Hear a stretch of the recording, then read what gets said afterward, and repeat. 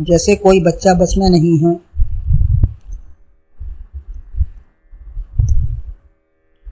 शरीर या परिवार की कोई समस्या, जैसे सत्संग में बैठते हैं, यदि मन भागता है शुरू में तो धीरे धीरे बस में लाओ। जैसे कोई बच्चा अपने बस में नहीं है तो उचित शिक्षक छात्रावास या गुरुकुल में भेजते हैं, ऐसे ही मन को भेज दो। कैसे भेजें? ध्यान करके सद्गुरु भगवान का गुरु आज्ञा से सेवा, ध्यान, स्मरण, उनकी बताई हुई क्रियाओं को करें। इष्ट जो भी हो उसकी याद करें। जो भी लीला अच्छी लगे उसी का किसी भी प्रकार अवतार की उन कथा व कृपा का चिंतन करें। भगवान या गुरु की लीला की ही कथा कहें। घर की व्यथा जैसे कहते हैं वह व्यथा है, वह न करके भगवान की ही लीला का कथन चिंतन करो, उन्हीं की बात करो, चाहे जैसे जो भी लोग मिलें।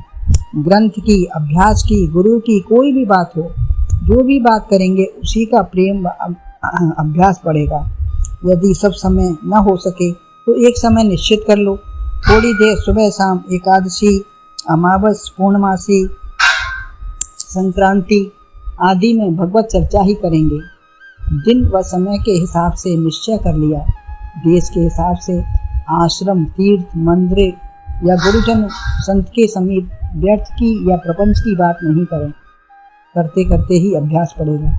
ऐसे ही अमुक व्यक्ति जैसे गुरु से तो कुछ प्रश्न करो, समझो, कहो, शंका समाधान करो। शोक, मोह, आलस्य, प्रमाद, देह की बातें न करो, साधन सत्संग की ही बातें करो। समय का, मर्यादा का ध्यान हर जगह रहे, वैसा ही स्वभाव बनेगा। तो वैसा ही ठीक ठीक व्यवहार करते करते वही अभ्यास पड़ा। फिर धीरे धीरे प्रपंच छूटता गया। संसार की बातों से प्रेम न होकर भगवत चर्चा में ही प्रेम होगा। क्रियाएं संसार में बहुत सी करते हैं, कोई भी क्रिया जैसे झाड़ू ही लगा रहे हैं तो भगवान के लिए ही हो। मंदिर समझकर सफाई करो, भगवान के लिए रसोई, वस्त्र, नहाना धोना सब कुछ हो रहा है। परिवारी सभी भगवत स्वरूप हैं। माता पिता, बाल गोपाल, पति, संत पुरुष, महापुरुष, अतिथि, दीन दुखी सब भगवान के ही तो स्वरूप हैं, उन्हीं की सेवा है। तब देहासक्ति न होकर भगवत प्रेम से ही सब क्रियाएं होंगी, सब संबंध भगवान से ही जुड़ेंगे, मन स्वतः लगेगा। क्या कोई माता पत्नी या देह में मन लगाने के लिए अभ्यास या माला जपता है? नहीं, वरन वैसा करते करते अभ्यास पड़ जाता है। तब भगवान के लिए ही सब क्रियाएं, सेवा व भ्रमण होगा। सिया राम ने सब जग जानी, करो प्रणाम जो जग पानी, और सर्वम खल मृदम जगत होगा। फिर हर समय सबके साथ भगवत स्वरूप व भगवान का चिंतन होने लगेगा। माला जपने बैठो तो विचार करो, गीता, उपनिषद, वेद, सत्संग क्या कहते हैं, हमारे विचार में क्या आता है। कारण रूप परमात्मा है, वही निर्माणक है और सब में समा गया, उसी का आकार है व कारण है। ऐसे करते करते उसमें मिला दो। मैं ही भगवान का हूँ, एक परमात्मा के सिवा अन्य कुछ भी नहीं है, दूसरी सत्ता है ही नहीं। तो गुरुदेव भगवान की जय। श्री गुरुदेव भगवान की जय। श्रीमद् भगवद गीता के 12वें अध्याय में श्री भगवान 8वें श्लोक में ही आगे वर्णन करते हैं कि मैं कैसे प्राप्त होता हूँ और भक्त का उद्धार करता हूँ। साधन संपन्न मन बुद्धि को अर्पण करने वाले भक्त का उद्धार शीघ्र होकर ब्रह्म भावना स्वयं हो ही जाती है। लेकिन अपने बुद्धि रूप यंत्र तत्व पदार्थ को संसार में यदि दे दिया तो हमें अनेक कष्ट मिलते हैं, जो है हमारे ही, और हम भगवान को प्राप्त करना चाहते हैं, लेकिन हम तो इनसे हार गए, चट से संसार में ही पहुंच जाते हैं। तो मन, भगवान कहते हैं मय्ये मन आदर्श, मन मुझ में प्रविष्ट कर दो। और बुद्धि भी यह संसार में इतनी प्रविष्ट हो जाती है कि बाद में ध्यान आता है कि अमुक कार्य का ख्याल ही नहीं रहा, बाहर निकलने का ध्यान ही नहीं रहा। ऐसे ही परमात्मा में प्रविष्ट हो जाए कि फिर वहाँ से निकल ही न सके। अनेक साधन आगे बताएंगे, प्रविष्ट होने के प्रयत्न करो तभी लग पाएगा। प्रयत्न हमको करना पड़ेगा, पुरुषार्थ बिना करे कुछ नहीं मिलता। जहाँ प्रेम होता है वहाँ लग भी जाता है। कामना, भक्ति, प्रेम संसार की है या भगवान की है, जो प्रिय अच्छा लगेगा वहीं मन बुद्धि प्रविष्ट हो जाती है। आँखें, कान, मन जहाँ लगती है वहाँ मन जाता है, वही बुद्धि भी निश्चय कर लेती है। कहीं हित से सुख शांति मिलने की सोचते हैं, उसी को सुंदर व सर्वश्रेष्ठ मान लेते हैं, लेकिन परमात्मा से सुंदर व प्रिय कुछ भी नहीं है। जासु सत्ता ते जड़ माया, भास सत्य मोह सहाया। जिसकी सत्ता से सब संसार सुंदरतम क्रियाशील दिखता है, उस मूल को पकड़ो।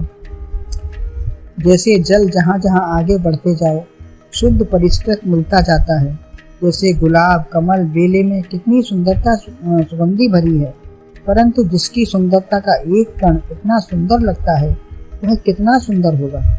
परमात्मा की सुंदरता उसमें कितनी होगी।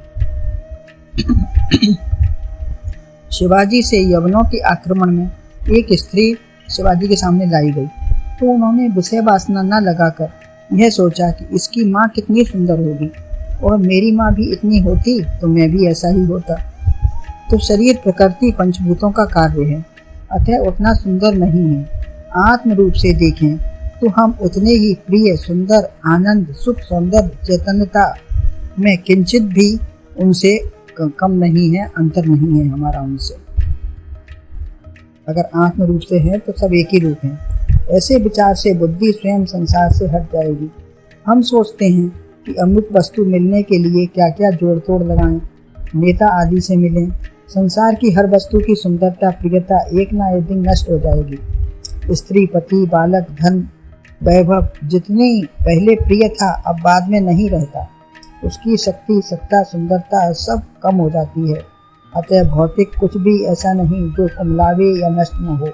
एकमात्र परमात्मा ही विकार, दोष, परिणाम, परिवर्तन से रहित है। अतः अविनाशी सुंदरतम वस्तु ही अच्छी है। जो अविनाशी है वही सुंदरतम है, वही अच्छा है, उसी को लें। मन बुद्धि को वहीं लगाएं तो मन बुद्धि निर्मल पवित्र होगी।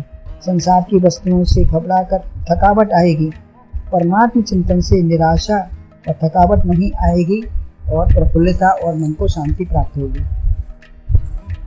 मन के ज्ञानांश को परमात्मा से जोड़ दें। बुद्धि में संसार व परमात्मा की दो खोज हैं। संकल्पों का बात करें। संसार की खोज जीवन व्यवहार की आवश्यकता तक ही सीमित रखें। संसार की खोज करें, संसार में मिलें, देखें, लेकिन केवल आवश्यकता तक ही, और ज़्यादा करने की कोशिश न करें, उसमें उलझने की। पूरा मनोयोग परमात्मा की खोज में लगा दें तो उसकी श्रेष्ठता पता लगेगी। जो भी करें, गीता, रामायण, उपनिषद, वेद शास्त्रों में जहाँ जहाँ यह विवेचन है वहीं अपने मन को लगाएं। तब रहस्य निकलेगा, आनंद मिलेगा। कोई काम पूरा होने पर कितनी प्रसन्नता होती है। सारा परिश्रम हमारा व्यर्थ है यदि हम सबसे बड़ा लाभ या इससे सुख प्राप्ति नहीं हुई है तो। हमारा सबसे बड़ा लाभ है सुख या प्राप्त की प्राप्ति, तो यदि वो नहीं मिला तो हमारा सारा परिश्रम ही व्यर्थ है। रामायण में कहा है, बारी मथे घृत होय वर सिकता ते वर तेल, बिनु हर भजन न भव तरिय, यह सिद्धांत तेल। तो बालू में तेल निकालने की तरह है संसार के लिए परिश्रम करना। बुद्धि मुझ में प्रविष्ट हो गई तो मूल में दृष्टि जाने से पेड़ पत्तों में दृष्टि नहीं रहेगी। मूल को देखो, स्रोत देखो। कठपुतली के नाच में यह देखने की जिज्ञासा होती है कि नचाने वाला कौन है। ऐसे ही यह देखो कि यह संसार को चलाने वाला कौन है, इसकी मूल जड़ व रस कहाँ है। पृथ्वी के अंदर कोयला, रस, हीरा, सोना सब है, लेकिन इसमें जो स्वाद व सुंदरता है वह परमात्मा की ही है। हर रसीला, उपयोगी, हितकारी वस्तु सबका मूल परमात्मा है। वही सबको अपेक्षित वस्तु दे रहा है। जैसे कोई मालिक सबको सब कुछ बेच रहा है जो जिसको चाहिए, ऐसे ही उस सेठ के मालिक का पता लगाओ, वह कहाँ से बेच रहा है। सबका मालिक एक वही है। फिर उसका मन मूल जड़ केंद्र में ही भ्रमण करेगा। जिन खोजा तिन पाइयां गहरे पानी बैठ। गोताखोर समुद्र में गहरे बैठकर आंख नाक कान मूंद कर रत्न खोज लाते हैं। बैठे नहीं तो रत्न मिलेंगे क्या। सुन समझें जन मुदित मन, मज्जहि अति अनुराग, लहें चार फल अछत तन, साधु समाज प्रयाग। तो जहाँ समझा तहाँ विकार निकल गए, मन बुद्धि भगवान में आसीन हो गए या भगवान बैठ गए, तब तत्क्षण ही धर्म, अर्थ, काम, मोक्ष अक्षत तन रहते, शरीर रहते ही सब मिल जाते हैं। याग आहुति चढ़ाओ तो वनस्पति वर्षा की प्राप्ति शीघ्र ही हो जाती है। तुरंत मेरे में ही निवास करोगे तुम्हारा मन कहीं जा ही नहीं सकता। जैसे कन्या का विवाह हुआ और वहीं रहने लगी, ऐसे ही उसी समय प्राप्ति हो जाएगी। न संशय, संदेह नहीं है यहाँ। सम्यक प्रकारेण, देह में बैठने पर संदेह है। बंधन और संबंध एक ही बात है। संबंध और बंधन एक ही बात है।